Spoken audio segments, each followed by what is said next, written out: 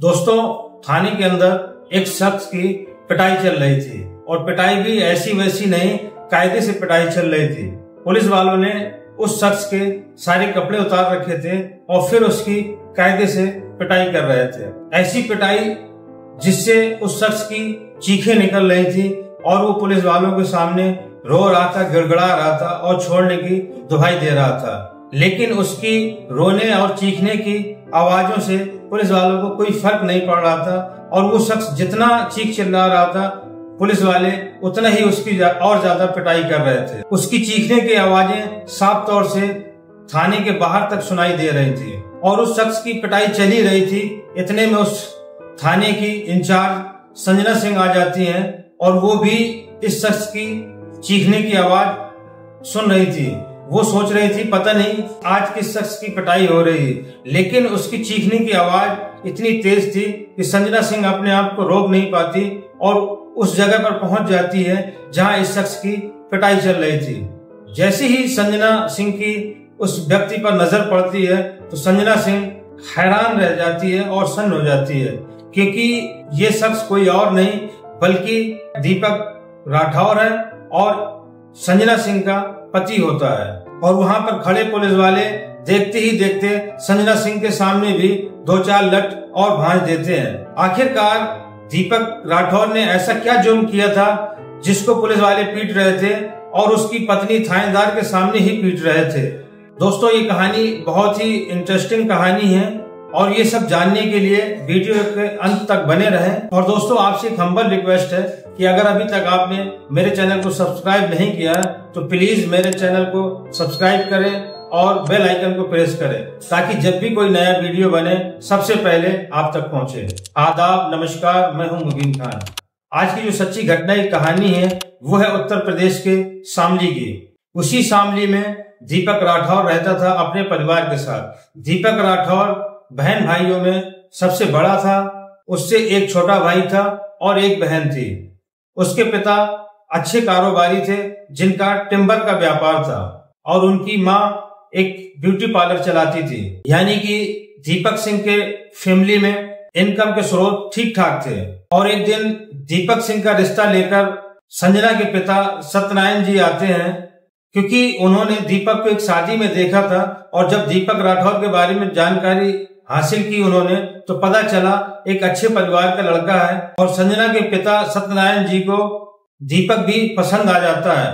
तभी वो विचार कर लेते हैं कि क्यों ना मैं अपनी बेटी संजना की शादी इस दीपक राठौर से करा दूं। तभी वो किसी के माध्यम से उनके घर रिश्ता पहुंचाते हैं और रिश्ते की बात करते हैं। वहीं पर दीपक के घर वाले कहते हैं कि ठीक है, चलिए, आपको हमारा बेटा पसंद है, लेकिन हम भी आपकी बेटी को देख लेते हैं और अगर ये आपकी बेटी हमें पसंद आती है तो ये रिश्ता हम कर लेंगे। तभी दीपक के घर वाले संजना को देखने जाते हैं और एक ही नजर में संजना को पसंद कर लेते हैं और शादी की तारीख रखवा देते हैं। और वो दिन आ जाता है जब इन दोनों की शादी बहुत ही धूमधाम से होती है, क्योंकि संजना के पिता सत्यनारायण जी भी एक अच्छे कारोबारी थे और उन्होंने शादी बहुत ही धूमधाम तरीके से की थी। दीपक के परिवार वालों ने जितना सोचा नहीं था उससे भी बेहतर उन्होंने शादी की थी। हालांकि संजना इस शादी से खुश नहीं थी, क्योंकि वो अभी फिलहाल शादी नहीं करना चाहती थी, क्योंकि अभी उसका ग्रेजुएशन कंप्लीट हुआ था और वो आगे की भी पढ़ाई करना चाहती है और उसका सपना है कि वो सरकारी जॉब करने का उसका सपना था। लेकिन पिता उसको समझाते हैं कि बेटा, एक अच्छा रिश्ता मिल रहा है और ऐसे रिश्ते बार बार नहीं मिलते, मैं तुम्हारी शादी करवा देता हूँ, बाकी अगर तुम्हें पढ़ाई लिखाई करना है तो तुम ससुराल में रहकर भी पढ़ाई कर सकती हो और अपनी नौकरी भी कर सकती हो। संजना न चाहती हुए भी अपने पिता की बात मान लेती है और दीपक से उसकी शादी हो जाती है। शुरू में तो दीपक के घर वाले संजना को काफी लाड़ और प्यार से रखते और उसकी छोटी छोटी चीजों पर भी ध्यान देते, लेकिन जैसे जैसे वक्त गुजर रहा था वैसे वैसे दीपक के घर वालों का भी रवैया संजना के प्रति बदलता जा रहा था और दीपक तो शुरू से ही संजना को इग्नोर करता था। न उसे कभी अच्छे से बात करता था, न कभी उसके साथ में टाइम बिताता था और संजना के प्रति दीपक का रवैया भी बहुत अच्छा नहीं था। इसकी वजह थी कि दीपक किसी और लड़की से प्यार करता था, उसका कहीं और अफेयर चल रहा था और दीपक की भी मर्जी से शादी नहीं हुई थी, क्योंकि दीपक के घर वालों ने भी एक अच्छे दहेज के लालच में संजना से उसकी शादी करवा दी थी। इसीलिए दीपक भी संजना से दूर दूर रहता और उसको हमेशा इग्नोर करता।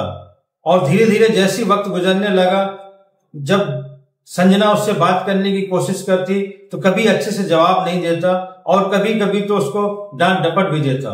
लेकिन संजना अभी तक समझ नहीं पा रही थी कि आखिरकार दीपक ऐसा कर क्यों रहा है। लेकिन जैसे ही वक्त गुजर रहा था, वैसे वैसे दीपक का रवैया और दीपक के घर वालों का रवैया संजना के प्रति और ज्यादा बदलता जा रहा था। यह यूं कहें कि अब संजना के सर के ऊपर से पानी बह रहा था। संजना इन सब बातों को बर्दाश्त नहीं करती और एक दिन वो अपने पिता को सारी बात बता देती है।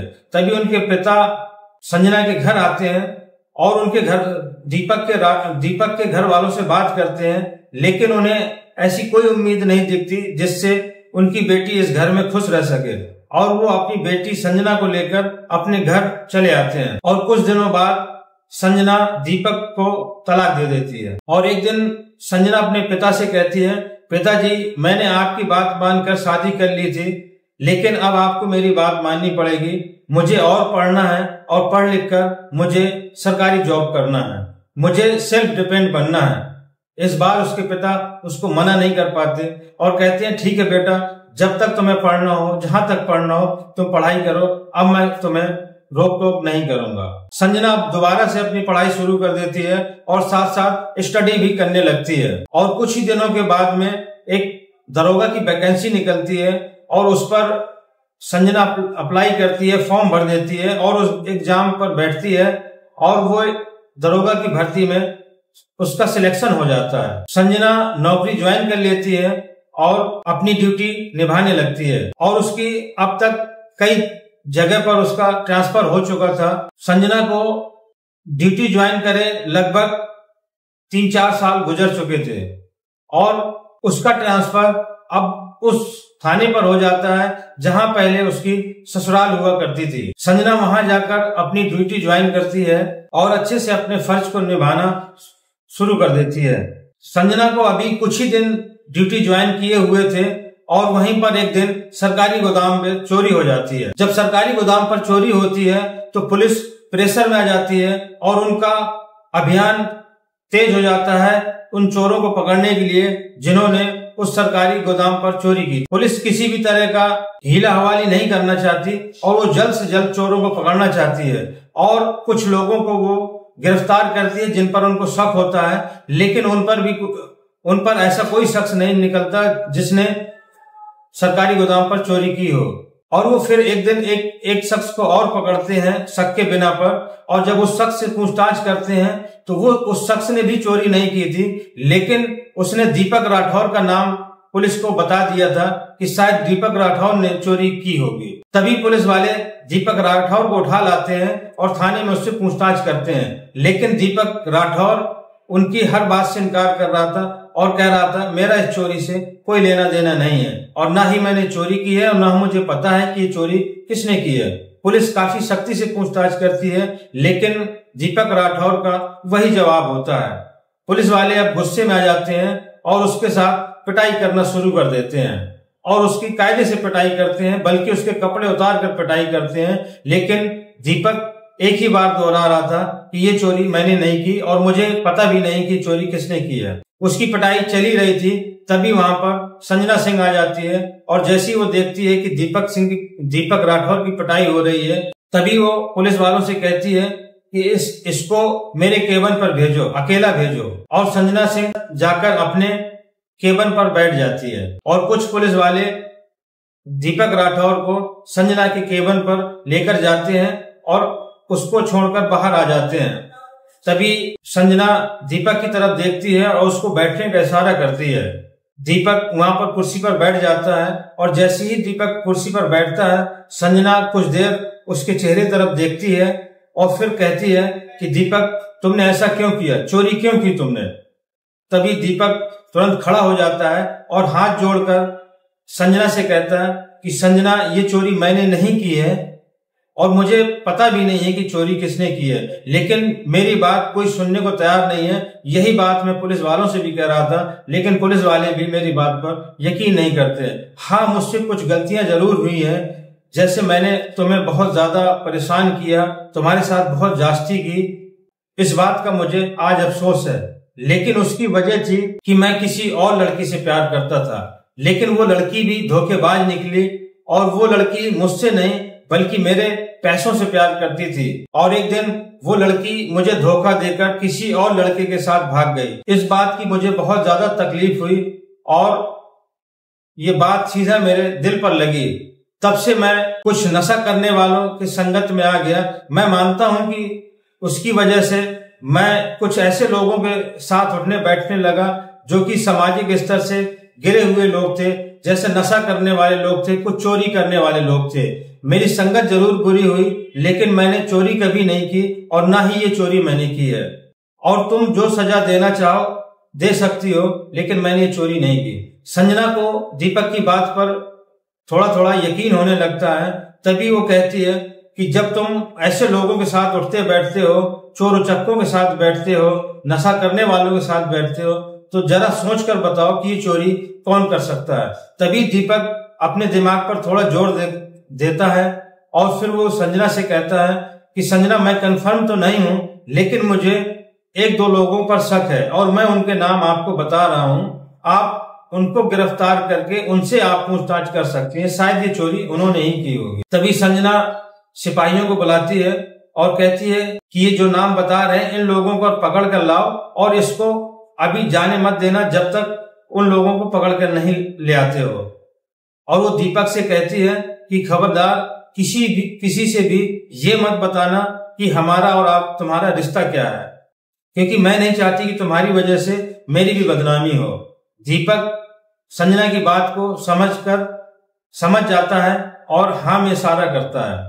तभी उसको कुछ पुलिस वाले बैठा देते हैं और दीपक के बताए हुए दीपक जिन लोगों के नाम बताता है, पुलिस वाले उनको पकड़ कर लाते हैं और जब उनसे सख्ती के साथ पूछताछ करते हैं, तब वो लोग अपना जुर्म कबूल कर लेते हैं और वो ये भी बताते हैं कि इस चोरी में दीपक का कोई रोल नहीं है। संजना दीपक को छोड़ देती है और दीपक से कहती है कि प्लीज किसी से भी हमारे और अपने रिश्ते के बारे में मत बताना, ताकि मेरे ऊपर यह तोहमत न लगे कि मैंने तुम्हें जानबूझकर बचाया है। दीपक वहां से जाने लगता है।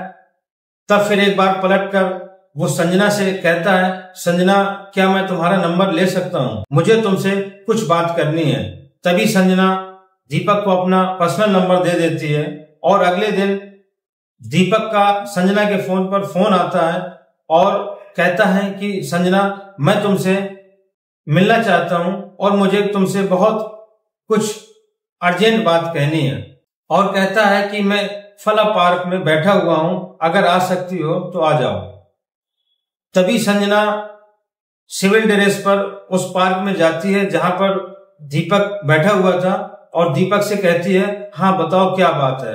तभी दीपक की आंखों में आंसू आ जाते हैं और वो हाथ जोड़कर संजना से माफी मांगता है और कहता है कि मैंने तुम्हारे साथ बहुत गलत किया और ये मेरी नादानी थी या कुछ और, मैं नहीं जानता, लेकिन मैं तुमसे माफी मांगता हूं और अपने किए हुए पर मैं शर्मिंदा हूं। इतना सब सुनकर संजना का दिल भी पसीज जाता है और वो कहती है कि प्लीज माफी मत मांगो। तभी दीपक कहता है कि संजना, अगर तुम्हें एतराज ना हो तो मैं अब दिल से तुम्हें एक्सेप्ट करना चाहता हूं और फिर से मैं तुमसे शादी करना चाहता हूं, क्या मेरी पत्नी बनोगी? तभी संजना मुस्कुरा देती है और कहती है कि पहले तुम एक वादा करो कि अब जीवन भर मुझे खुश रखोगे। तभी दीपक भी मुस्कुराता है और कहता है, आज मैं वादा करता हूं कि तुम्हें हमेशा खुश रखूंगा और तुम्हें कभी शिकायत का मौका नहीं दूंगा। फिर से इन दोनों की शादी हो जाती है और अब ये दोनों हंसी खुशी रहने लगते हैं। दोस्तों, कैसी लगी ये कहानी? कमेंट देकर अपनी राय जरूर दें और अपना सुझाव भी दें। और दोस्तों, इस वीडियो को ज्यादा से ज्यादा लाइक, सब्सक्राइब करें और शेयर करें। मिलते हैं अगली अगले वीडियो में नई कहानी के साथ। जय हिंद।